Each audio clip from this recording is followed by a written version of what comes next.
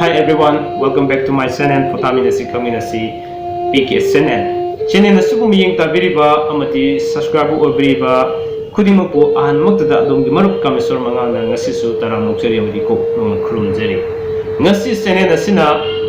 puduna laksari basi mamang thakta takak naina sadok sakhiba jumbalon lamjingi makha satsajarakadaba takakni ngasi ke takakta taramathoi suba takak miyam khudon tamjagani. Ngasi ke tangkak sida taramathoi suba tangkak asida miham na matam kaya gi mamang dagi hongna amade ki nungsijara subscribers and viewers na amutang sandopiro haidana matam kaya mamang dagi habirakhiba rasi pakna rasi karam rasi sing pakna bagi habidugi matangda ngasi khudon tamjagadari bani dona na gi channel Photaminasi Kaminasi subscribe tobu kawbigano like share tobu kawbigano ai khak khangbana tana Mipum kudimag kami na buya bagi tanjalo dumak dominasi harusnya yang betul tamjage dominasi ngasigi jumalo lamjingi taramathoi subat tangkak nupa amadi nupida pakna berasi hemba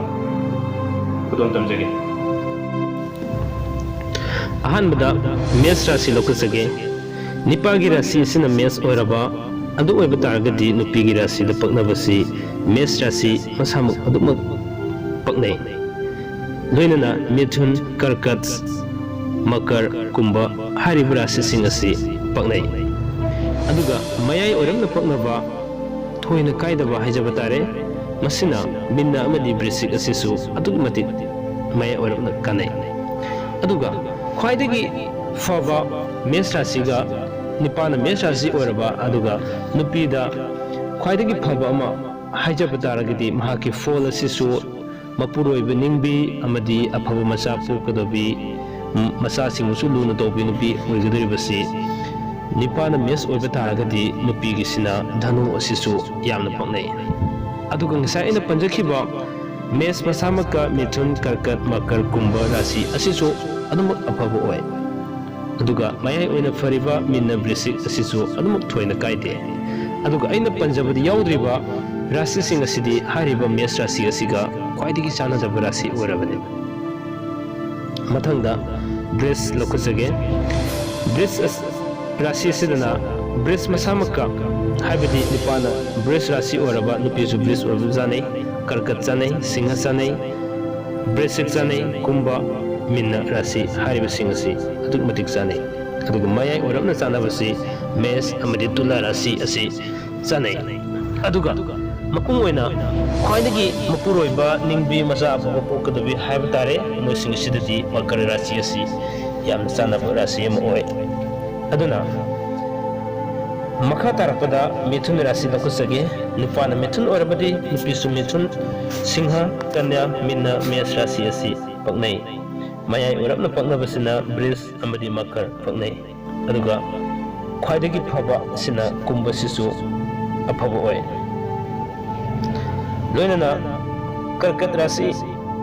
karkat masamaka nipana karkat oiba targadi nupisu karkat oiba yamna chanai kanya chanai tula makar mes bris asi yamna paknai aduga mayai orabna paknabasina mithun amadi dhanu paknai aduga khwaidagi su paknaba sisu abidi mapuroiba ningbi amadi masa ningbi oigadriba sisi nupiduna minerasi oiba targadi paknai habisisu yam thamjage aduga aina panjabadi yaudriba rasi sing asi hariba rasi sing adugi khwaidagi paknadaba rasi sing mathangda singha rasi nupana singha oraba nupisu singha aduga tula brisik bris mithun asi paknaba rasi oi loinana mayai orabna paknabasi karkat amadi minna rasi oi khwaidagi su paknabasina mes rasi oi kanya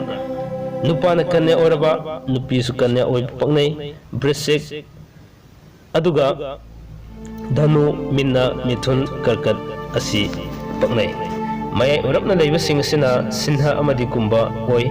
aduga utam milanda khwaidagi phabasi bris rasi asi oi makhatana tula rasi nupana tula oraba nupisu tula dhanu makar karkat singha rasi singasi paknaba rasi oi mayai urapna paknabana kanya amadi bris rasi oi aduga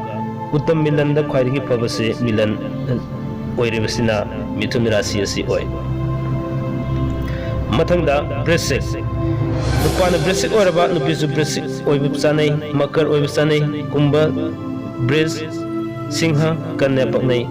hariba rasi sing asi yana paknaba rasi oi aduga mayai urapna paknaba rasi singna tulla amadi mes rasi oi aduga karkat asisu khwaigi paknaba singi manungda challi nupana dhanu oraba nupisu dhanu kumba mina kanya tulla yana paknai mayai urapna brisik amadi karkat asisu adumak paknai khwaidagi paknaba singi manungda sing asisu adumak yaudaba nati yauri makar nupana makar oraba nupisu makar minna karkat tulla brisik yamna paknai mayai urapna paknabasina dhanu amadi mithun asi oi khwaigi paknabasingi manungda kanya asisu adumak yauri mathangda kumba nupana kumba oraba nupisu kumba oiba paknai mes bris brisik dhanu hariba rasi sing asi paknabasingi manungda challi mayai urapna paknabada makar amadi karkat khwaigi paknabasingi manungda imung manung santi oigadabada tulla asisu adumak yauri mathangda arhoibada minna nupana minna oraba nupisu minna bris mithun kanya dhanu makar hariba rasi sing asi yana paknaba rasi singi manungda challi aduga mayai urapna paknabada kumba amasung singha rasi asi mayai urapna paknaba lei khwaigi paknaba singi manungda brisik asisu yaudaba nati yauri maramaduna hariba sing asi da taraba afaba sing sigi manungda leinaba taragati atopa tongan tonganba mahaki mapok thagi matong ina phattaba phol kaya ama makhoi ani da leiba tarabasu habidi nupa amadi nupi asida mapok thada phattaba kaya ama atopa phol da leram taragasu rasi paknabana maram oraga dos kudima ko e haibigi ahalaman laiguru singna takpiramba pautaki matong ina miyamda thamjage aikoina nupa amadi nupi gi paknaba rasi sing asi yengbagi phol da miyamna khajitang oisu khangbada laithoknaba niyom amatanga miyamda makha samthajarake nupagi rasidagi aikoin thiba matamda nupigi rasida ani suba taraba haibadi nupagi rasi dagi thiba hogjagadoribane khudam oina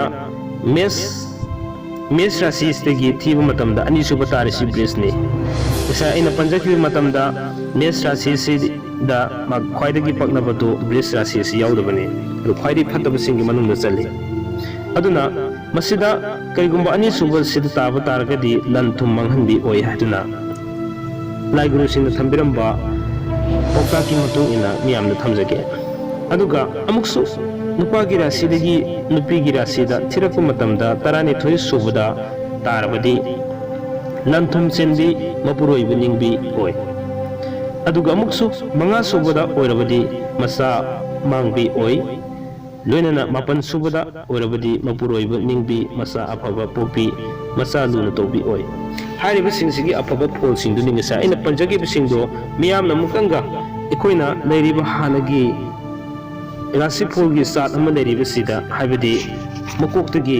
mestagi horaga mes bris mithun karkat singha kanya tulla brisik dhanu makar kumba mina hariba sipauda yengu matam de koina thirak pudui matungina ngisai sanaba matung chanadaba leibe singdugi chorako phol ado asumna yengbu jai habisi thamjage